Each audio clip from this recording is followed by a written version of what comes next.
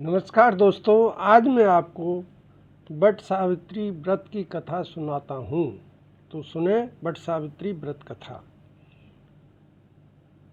यह कथा पति की दीर्घायु और अखंड सौभाग्य के लिए ज्येष्ठ मास की अमावस्या को मनाई जाती है, जो इस वर्ष 16 मई 2026 को है। यह कथा सावित्री द्वारा यमराज से अपने पति सत्यवान के प्राण वापस लाने की पौराणिक कथा है। इस व्रत में बरगद अर्थात बट वृक्ष की पूजा की जाती है, क्योंकि सावित्री ने इसी वृक्ष के नीचे अपने पति को पुनः जीवित किया था।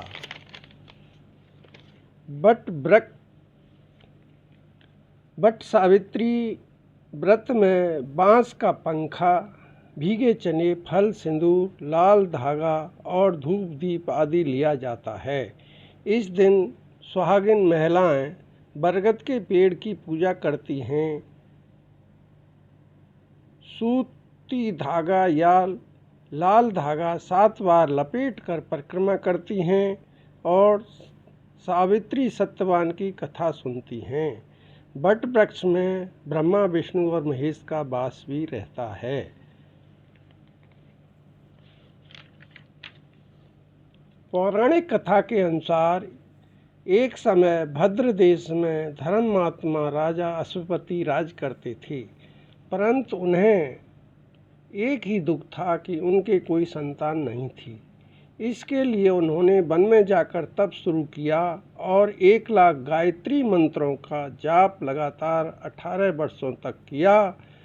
तब प्रकट हुई सूर्यपुत्री सावित्री, जिन्होंने राजा को एक कन्या देने का वचन दिया, जो तेजस्वी, पतिव्रता और साहसी होगी।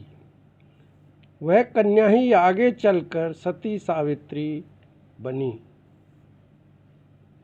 जब सावित्री विवाह योग्य हुई तो राजा रानी को उसके विवाह की चिंता सताने लगी। जब कुछ नहीं सूझा तो उन्होंने सावित्री को अपने पास बुलाया और कहा कि तुम स्वयं अपना वर चुन लो। सावित्री वर चुनने के लिए भ्रमण को निकली और पहुंच गईं साल्व देश। उसने सत्यवान को देखा, जो कर्तव्यपरायण, निष्ठावान और अपने माता पिता की सेवा में तत्पर रहने वाला था। देखते ही सावित्री ने ठान लिया कि यही मेरा पति होगा। वह वापस अपने माता पिता के पास आई और अपना निर्णय सुनाया। उसी समय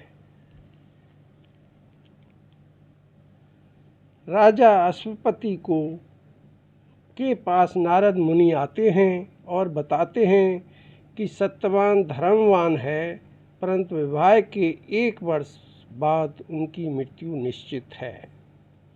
राजा रानी यह सुनकर चिंतित हो गई और उनका हृदय कांप उठा, परंतु सावित्री का निर्णय अडिग था।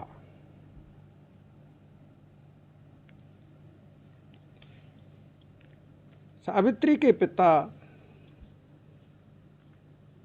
को नारद जी ने आगे बताया कि सत्यवान राजा द्युम्नसेन का पुत्र है, जिसके साथ बड़ा दुर्भाग्य जुड़ा हुआ है। उसका राजपाट चला गया, आंखें भी चली गईं।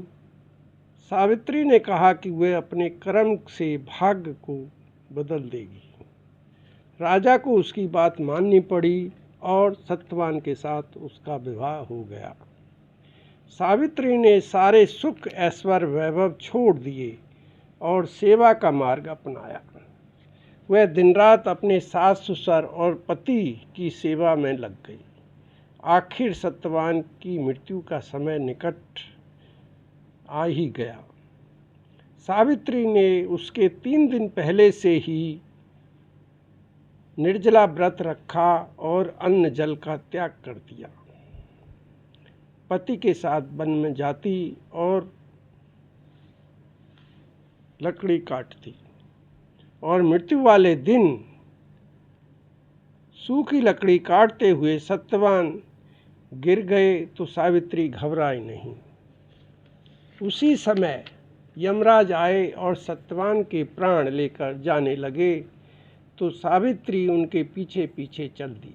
यमराज ने उन्हें वापस जाने को कहा और बताया कि यह नियम के विरुद्ध है और कोई जीवित प्राणी यमलोक नहीं जा सकता है।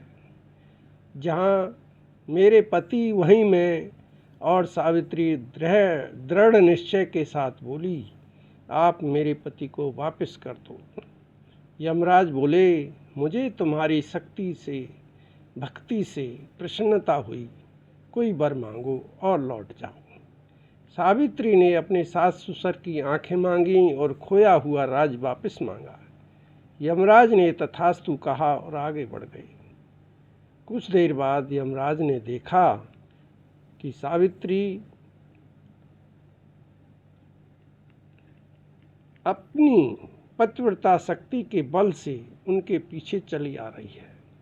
काल देवता यम कहते हैं कि सत्यवान के प्राणों के अलावा कोई एक वर और मांग लो और लौट जाओ। सावित्री ने मांगा कि मेरे पिता के 100 संतानें प्राप्त हों, मेरे पिता को 100 संतानें प्राप्त हों। तथास्तु कहकर फिर यम आगे बढ़ गए, परंतु सावित्री ने पीछा नहीं छोड़ा। यमराज ने कहा, अब तुम क्या चाहती हो? तुम अंतिम वर मांगो और लौट जाओ। सावित्री बोली, भगवान तुम वर दो कि मैं सत्यवान के पुत्रों की माँ बन जाऊं। कालदेव ने बिना सोचे समझे तथास्तु कह दिया। सावित्री देवी ने बड़ी चतुरता से अपने पति को वापस प्राप्त किया। इस प्रकार सावित्री ने अपनी निष्ठा, धैर्य और दृढ़ निश्चय से असंभव को भी संभव कर लिया। इस बार यह व्रत शनि अमावस्या को पड़ रहा है, जो कि इसे और भी विशेष बनाता है। महाराष्ट्र और गुजरात के कुछ हिस्सों में इसे 29 जून को वट पूर्णिमा को भी मनाया जा सकता है। दोस्तों, कैसी लगी आपको यह कथा? अवश्य बताएं। यदि अच्छी लगी हो तो चैनल को लाइक, शेयर और सब्सक्राइब भी कर दें। धन्यवाद।